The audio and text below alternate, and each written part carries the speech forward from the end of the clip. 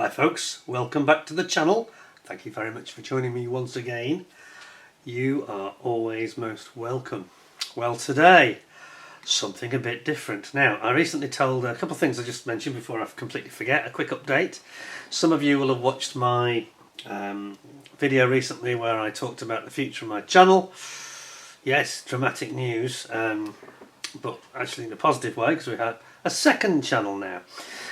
So I'll give you a link to that below. We're desperately still asking, please, for as many of you as possible, please, to subscribe to that channel. I think we're up to 400 subscribers already in less than a week, which is great.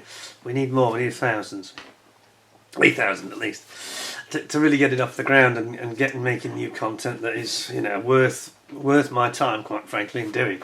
Now, today we're going to have a look at this lovely set from Tamiya. I'll come back to that in a minute. It's just fallen over, hasn't it? But there was something else in that video. Some of you were like me, raising an eyebrow, I think, when you saw this Lotus 88 from Ebro. Sadly, a company in Shizuoka City, Japan, which is of course down the road from Tamiya's headquarters. And sadly, they've gone out of business. They actually filed for bankruptcy last year, so it's very sad. Because they did produce some really nice kits, some beautiful Formula 1 cars in particular. Anyway, the problem, as you may have seen if you watched that video, and I'll put a link over here, the problem was that we had this terrible and astonishing short shot where there was actually a gap in the bodywork, and it kind of wasn't obvious. So the first time I did the review, it wasn't really obvious to me that it was a fault.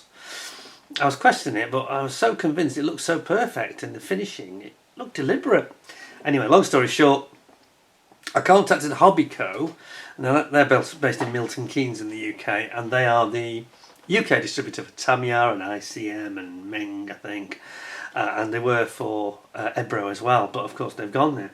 And I've spoke to their sort of parts customer service manager, Stephen, and he said, I'll try and help you, Pete, but I don't think there's any. Well, he found one. It was my lucky day. He actually found one. The full sprue he sent me. It only cost me the price of the postage, and the actual part was free. It was free as a replacement. So I'm very grateful to him, because I genuinely will build that absolute commitment. That Lotus 88 will be built. You know, the one that's got the Courage Beer advert and Essex down the side, as driven by Elio De Angelis and Nigel Mansell, which is the one I'll probably do. And of course was banned by the FIA. Now, I went to Silverstone in 1981 specifically to see this car, and they banned it in the qualifying day on the Friday. It got banned. And they had to hurriedly, on the Friday afternoon, they had to hurriedly scramble and make up these alternate versions that didn't, the Lotus 81 as they called it. Long story, but anyway. I was cheated and robbed. I never got to see it. And I so wanted to see that car. I was heartbroken. I wish I'd gone on the Friday, really. Anyway, I've seen it since, of course. It often goes to things like the Silverstone Classic Festival and the Goodwood Festival of Speed. So you can still see it racing today. The Classic Team Lotus still run it. And it's a most impressive looking thing. A very beautiful car, actually, I think. And it's a shame that the cars didn't go in that direction, because they were far more attractive than the cars that followed them, really. But anyway, apart from the Brabham PT52, perhaps, that was nice as well. I'm digressing. Anyway, so the point is that Hobbyco, excellent customer service, could not have been more helpful. Resolved the problem in 48 hours. I was absolutely blown away by it. So basically, from 48 hours of the phone call, it was replaced. And that's something I wouldn't really get anywhere else, probably, because there aren't any more of them. They've stopped production. That's a shame. But anyway, so listen, if you're into Formula 1 cars, Nichols, sorry. I always say that, I get it wrong every time. Ian Nichols. If you're watching, grab some for Javier, grab some of these Ebro kits for the old Vanish, because the prices are going to be like Wing Not Wings, the price is going to go through the roof. Anyway, there you go, tip from me. Anyway, putting that aside, that's all done. Now, we've got some very interesting ICM kits during the month. You've seen some of them already, I think. But yesterday, I also mentioned in that video, which is why I keep alluding to it, I also mentioned in that video about the problems I was having with my eyes. And the fact that I've got these I'm wearing the old Hugo Boss again, which are very trendy and do suit me, I think. But not the best performance, only because the lenses prescription is out of date by about 6 years. So I went and had an eye test. And I'm actually recording this on a Sunday, but I went on Saturday and had my eyes tested. And the results were a bit surprising, because actually my eyes have not degraded in 2 years at all, which is completely not what I was expecting them to tell me. The problem is, I made that. Now here's a cautionary tale for everybody. You know, buy cheap, buy twice, and this is a classic example of it. So I bought a very expensive pair of Orgren, I think they're called. They're Danish glasses, and they're really nice, very good manufacturer of frames. No problem with that. But I went and bought online because my local opticians wanted £1,200. Now I did want lenses that could do almost everything. Almost like a Swiss Army knife lens, you might say, so bear that in mind. Excuse me, it sort of boosted the price quite a lot. But those of us of a certain age that need glasses now should definitely listen to this tale. So what happened was I bought online, not from a cowboy, you know, it wasn't a cowboy operation, it was actually a genuine opticians. I ended up going to them because I wasn't happy. When the lenses came, they were a little bit smaller than these in terms of depth, so a bit less lens. Because I wanted it to do a lot of things, that's not a good idea. If you want your lenses to be good at far, good at near, good at intermediate, then you need a bigger lens. It's not essential, but it gives you better performance, and you get more progression as your eye moves around when you sort of do this without having to move your head all the time. And with those other ones with the little thin arms you see me wearing, they've got very good clarity and magnification, but the minute I look even a fraction, a degree or so off centre, everything goes off a cliff in terms of focus. So I tend to do this. So when I go to Telford, for example, I tend to wear these because these have got brilliant wide-angle peripheral vision. If somebody's talking to me at the side or this side, it's no problem. With those, I feel like I've got blinkers on. I've got to keep turning and turning, and it's a nightmare. And sure enough, it turns out that when I took the glasses with me and we did a bit of analysis, they're not defective, but they have been put in too narrow a window, and they're not a big enough lens for what I really want. So I'm going for a completely new set of glasses that look like they were created for McLaren. They're carbon fibre, and they've got these orange flashes across the tops, just on the arms, which is quite subtle actually. But they look like McLaren. Looks like it's something to do with the McLaren Formula 1 team, who are very dominant as I write this. I should say, right. But it's Morel. It's a manufacturer I haven't actually seen before. They're French, but I was going to get. I said on the video, I said I'm going to get Tom Ford. Tom Ford.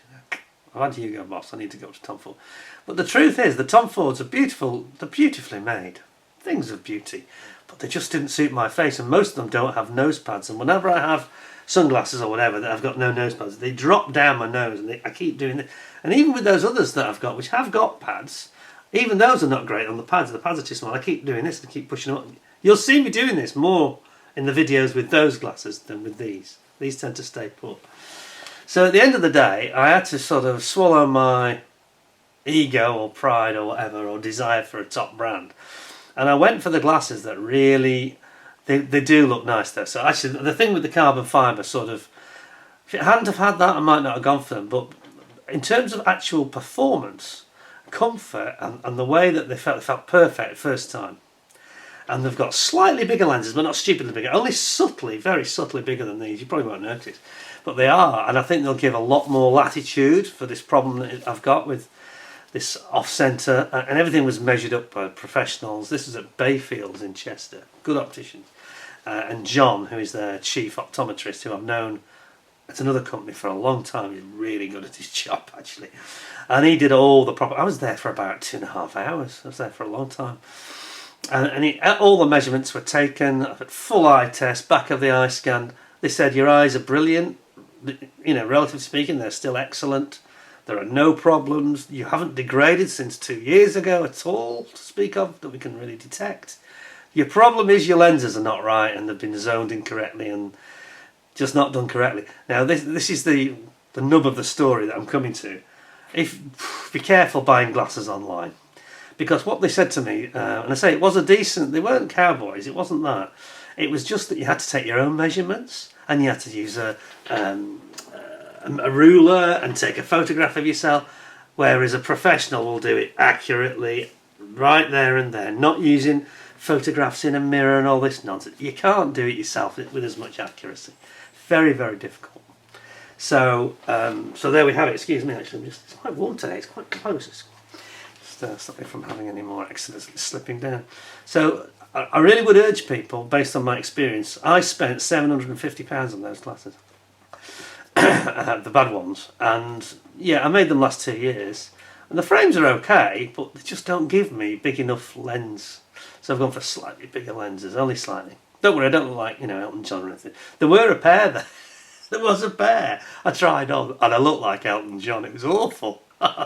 One made me look like Elton John. The other ones had these raising up frames that made me look like Dame Edna Everage. Yeah, the the famous Aussie.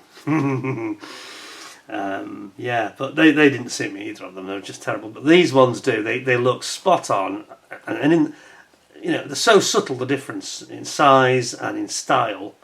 They just look slightly better. They've just got this carbon fibre. It's real carbon fibre actually on the arms, and they just look good. So that's what I'm going for. Anyway, so don't buy your glasses online, folks, because you will never get as accurate measurements. Things like, the pupil distances. Very hard to do that on your own in a mirror. Anyway, enough of glasses and people with short-sightedness. Let's get to this. So we have got today for you. I went into the Chester Model Centre, and they got these, which is the Tamiya. Some of you may have seen these before because they're about a year, been out for about a year. But I saw them in the shop, and I'm a sucker for really good figures. And I saw these and I thought, German machine gun team, nasty, I've got to have them. So here we go. So it's the Tamiya 35th scale German machine gun team. Have a look at this then, check this out. So we've got the a complete tripod MG34. And we've got, with bipod, we've got the MG42. What do they call it? Hitler's chainsaw, I think they called it, didn't they? Tool case for the weapon, ammunition case, barrel case, because these have got the interchangeable barrels, of course. They used to get very hot. You used to have to change barrels after about a minute and a half, 2 minutes.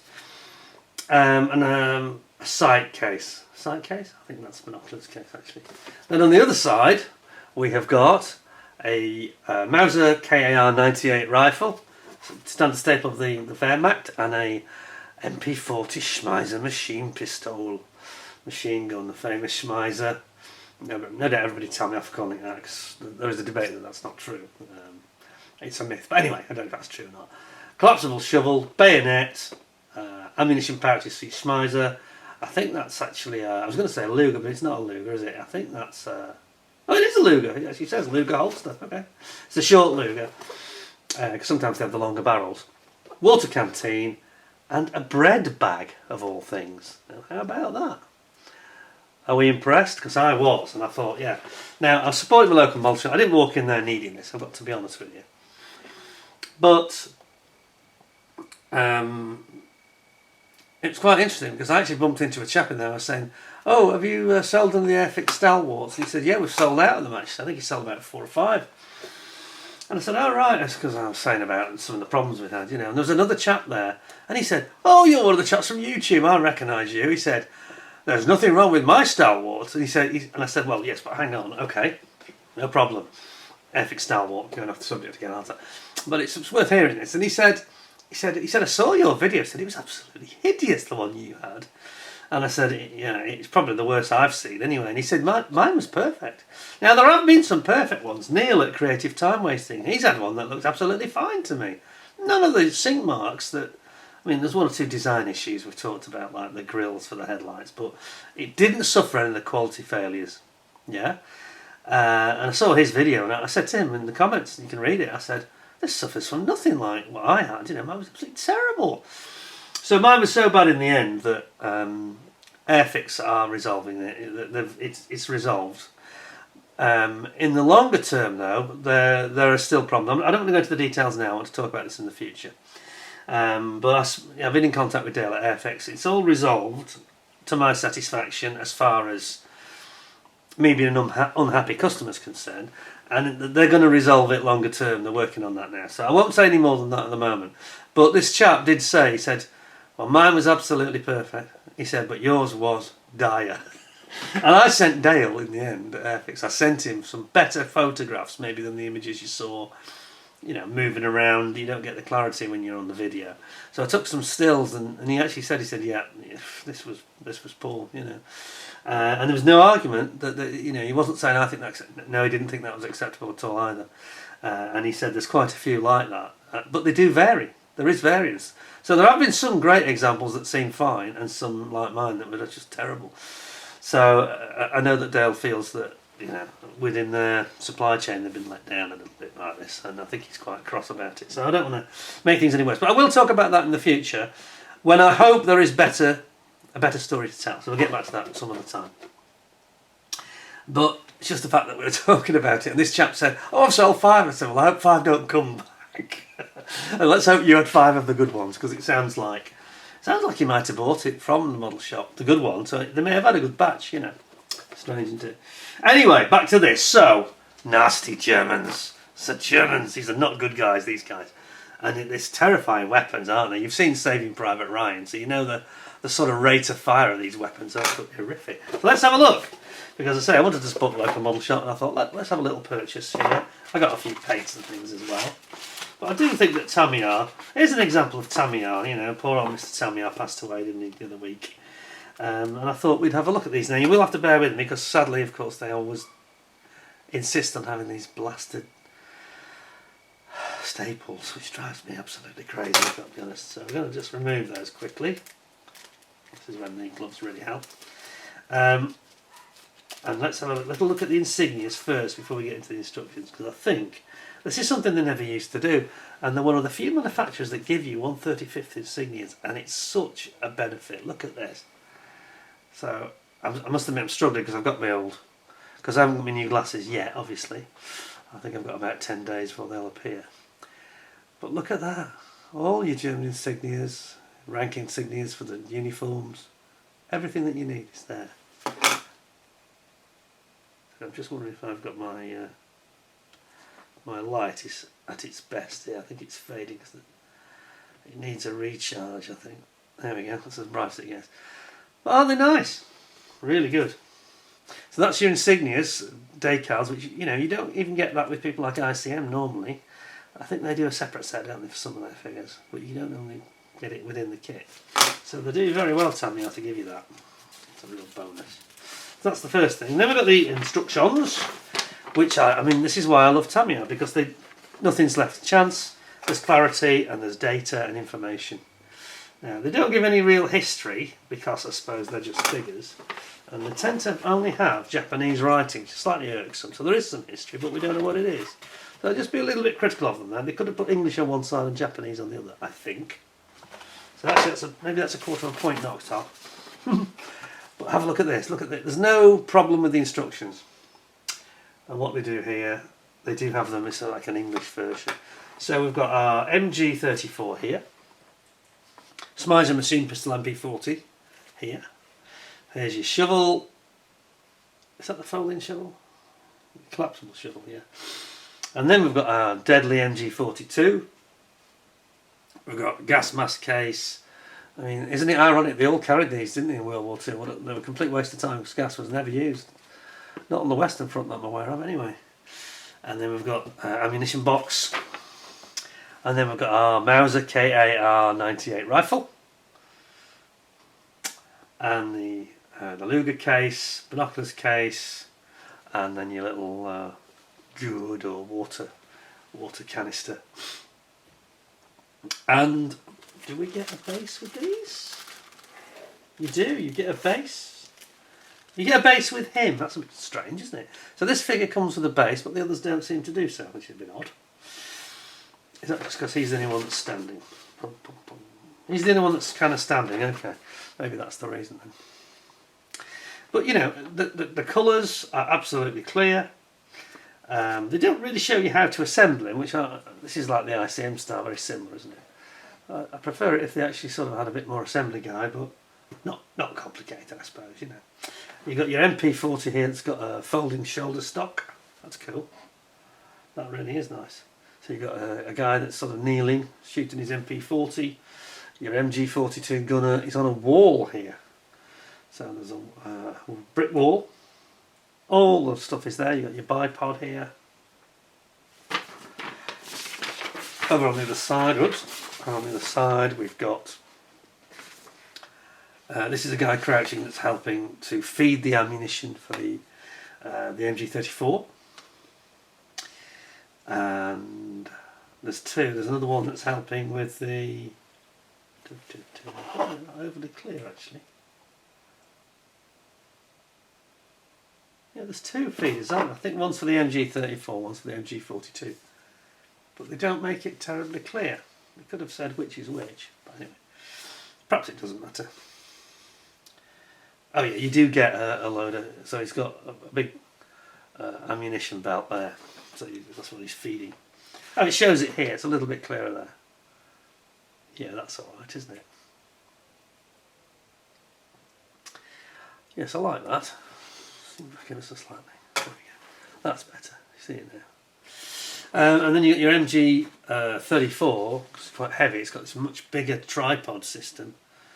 Heavy duty sort of battlefield tripod.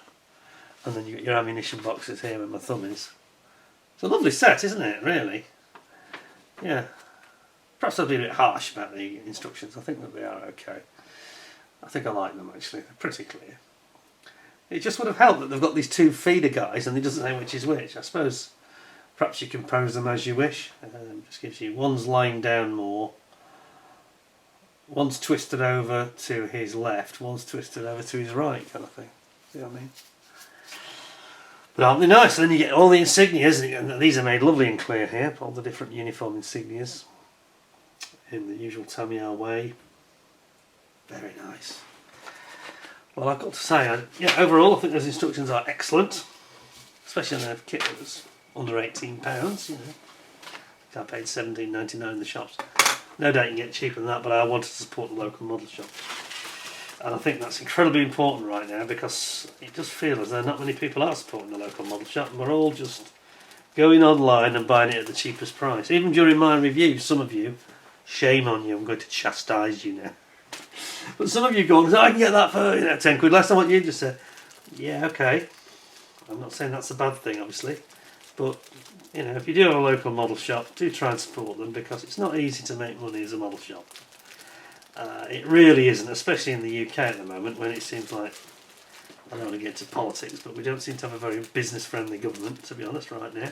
And I think if you've got a small business like a model shop, and we have at least one YouTuber who, famous in the UK, famous YouTuber who has a model shop, Alex Mann. It's not easy, and he's talked about that, hasn't he? So give him a break. Go and spend a few quid in your local model shop occasionally, like I did. I'll tell you one thing I did see while I'm just getting these staples out. Let me tell you a little story. I was looking at go back to Airfix and Hornby. I was looking at the Pocker. Those fantastic cars that they do, which are really, you can get them, they're like a kit, but they are pre-painted. Big scale. Is it 8 scale, is it? Like they have the Lotus 72, and they had the new Pagani, what's it called? The new Pagani supercar, and it's this huge box, you know. And I said, how much is this? And he said, well, it's 850 quid. He didn't actually answer me a question about the Pagani, but I think it's the same price, because the Lotus 72 is 850 quid, and he said, we've got the assembled one, we've built it at £1,250, but he was having a bit of a moment actually, saying that there's quite a lot of parts missing and you had to go to Hornby and get them, not included in the kit, bits missing. So he said it was a bit of a nightmare in the end.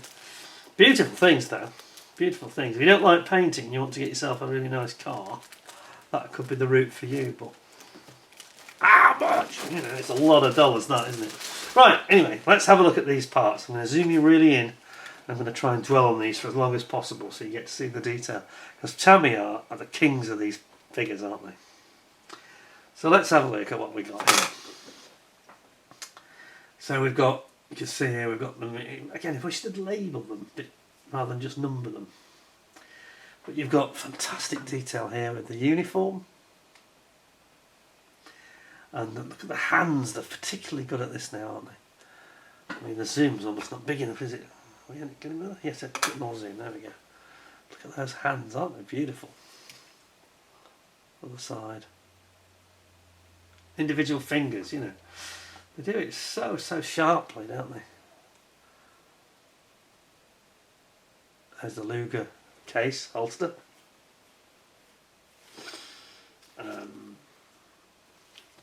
And the way they've got these days, the way they have the sort of legs and arms fit together, they're a really beautiful, sort of perfect fit, you know. And then we've got some more legs here. Whoops. Today.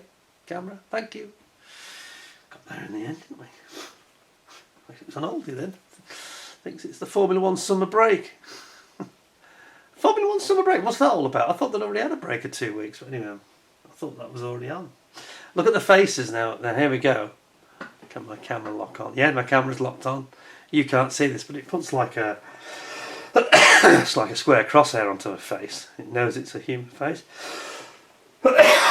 Excuse me. Got one there and another one here. Yep, crosshair's gone onto it, yep. So you got these heads. Fantastically detailed. This one's got a bayonet as well, look here. Bayonet. That's that one. And then we have... Let's go to this one for the sake of variety. This has got all your helmets on. German helmets. They're all hollow, properly moulded. Check that out. Oh, those nice. A couple more Luger holsters. And you got your gas mask canisters.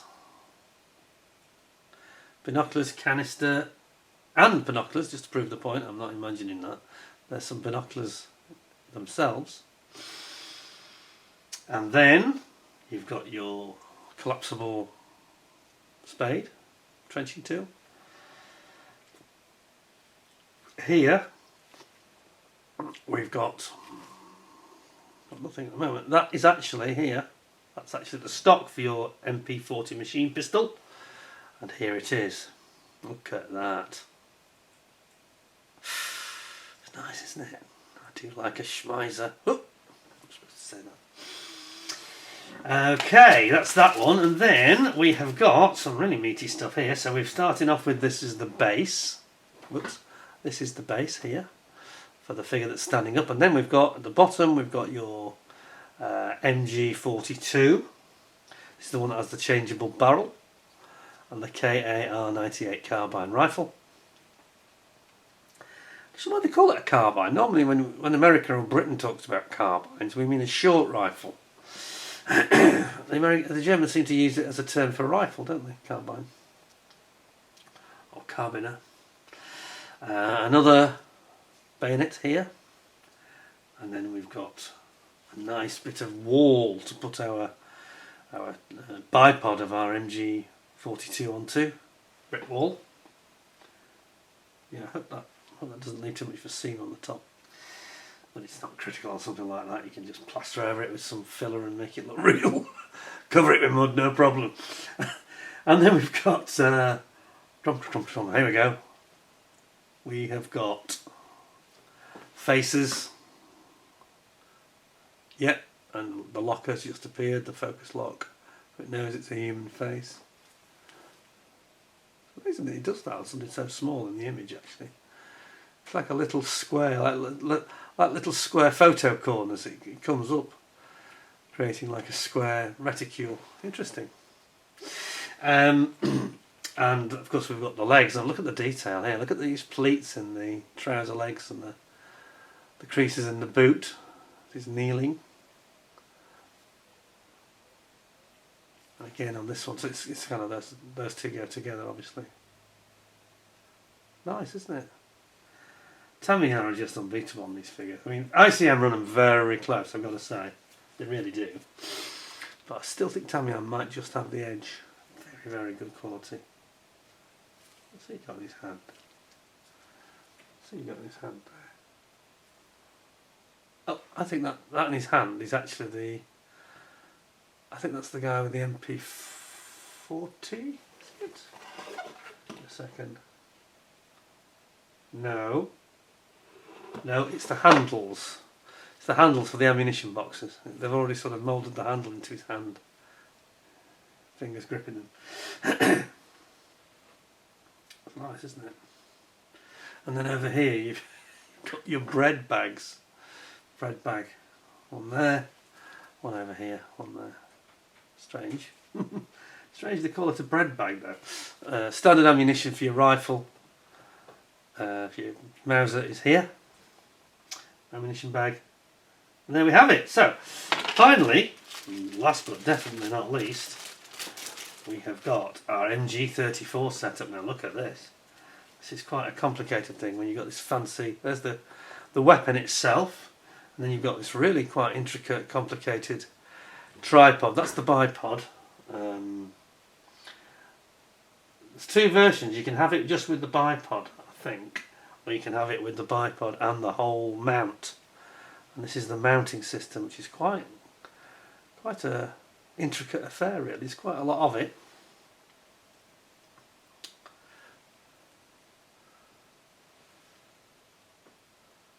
It's nice, isn't it? Beautiful moulding.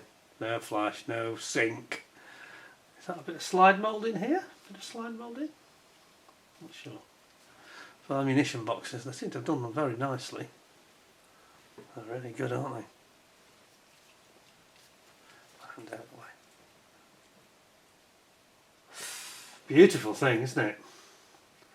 I mean, it's a lovely set, and I think once you start putting them together, they always remind me of these kits of those old Airfix multipose sets, which I think they should bring back, as in update, because they were really good. I think in 1978, when they came out, or thereabouts, 77, 78, working off memory here, they came out and everybody wanted them. When we were all buying these, like they had the Afrika Korps, they had the 8th Army, I think they had the Wehrmacht infantry and British infantry. I think it was 4 sets at the time, and they were really good because you could pose the arms in different positions and have them, you know, raising an arm or having a gun in the hand, and it just meant that you weren't as restricted in your creation, shall we say, that you had a bit more leeway in using your own imagination, which is great for especially youngsters, as I was at the time. Definitely was. And it's just interesting. It's just interesting that you can have something like that and have some fun with it, you know. So there we go. So that's the. I mean, in terms of marks out of 10, I think it's a 10 really. All right, I'm going to say 9.75 because there was a little bit of.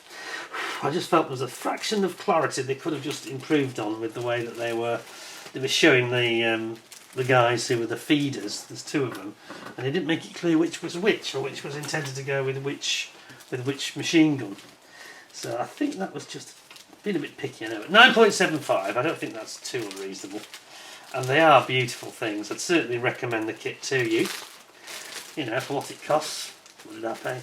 £18, £17.99 I think it was. And you get such a lot. I mean, that's for £17.99. That's not even the price of a main course in your local pub, really, is it? Probably not. And you can have probably a week's entertainment out of it. So, fantastic value, really. Fantastic value. Anyway, that's it from me for now. Out the way and box it. I do like the fact it's got lift-top boxes, because they used to be open-end boxes on these, and they've gone to a proper box, which I really like. Far better for putting when you've got them half built, you can put your half built figures back in there. Keeps them safe, keeps the dust off them. 9.75 out of 10 is where I'm at. Hope you agree with that. We are going to be very soon, I think, we're going to be having a live show where I'll be guest with Jason at Model Kit Stuff, and I'll be taking it easy and letting him do all the work of setting it up, which can be quite stressful. But I think it's going to be quite an interesting show, and I'm going to try very hard not to be rude about Space 1999. My wife has said, "You stop doing that, it's very bad." So I promise I'm going to behave myself, try to. And he's got to do the same and not be nasty about UFO. But apart from that, I think it's going to be very interesting. There's quite a few subjects I think we've already got on the table to discuss, but we won't spoil that. I'll let Jason do his thing and reveal what the subjects might be in the near future, and hope to see you all then. Hope you'll all join in on when we get the date sorted. I'll give you a heads up on that, and I'm sure he will as well, so everybody knows. In the meantime, hope you stay well, stay safe. Thank you very much for joining me to watch the show. Please, just a quick reminder, please do subscribe to my other channel, which I'll put a link of down below. Peter Goes Rogue is the other channel. And there's been quite a few. We're getting there now in terms of getting a lot of the material up there for you to look at. We've talked about the Battle of Britain already. We've talked about Sea Harriers over the Falklands conflict, quite a few live aviation videos, Lancasters, F-15s and Eurofighter Typhoons at Coningsby, all sorts of stuff. Really good, I think. I know a lot of you I've had no negative remarks about any of them so far, so if it stays that way. Well, you seem to have enjoyed them, but not enough people are watching them. And I do implore you to make sure you watch them through to the end. Even if you start thinking, oh, I've seen this, just let it run, because it does help the channel quite a lot if you do that. And if you cut off short after just a minute or so, it kind of makes YouTube think it's a poor video and it doesn't offer it to other people. So please just support us as best you can, really. Anyway, thank you very much. Hope you enjoyed that and thought it was interesting. A little bit of a catch up as well as seeing those rather nice figures. And until next time, thanks for all your time. Look after yourself, stay well, stay safe. Until next time, thanks a lot, and bye for now.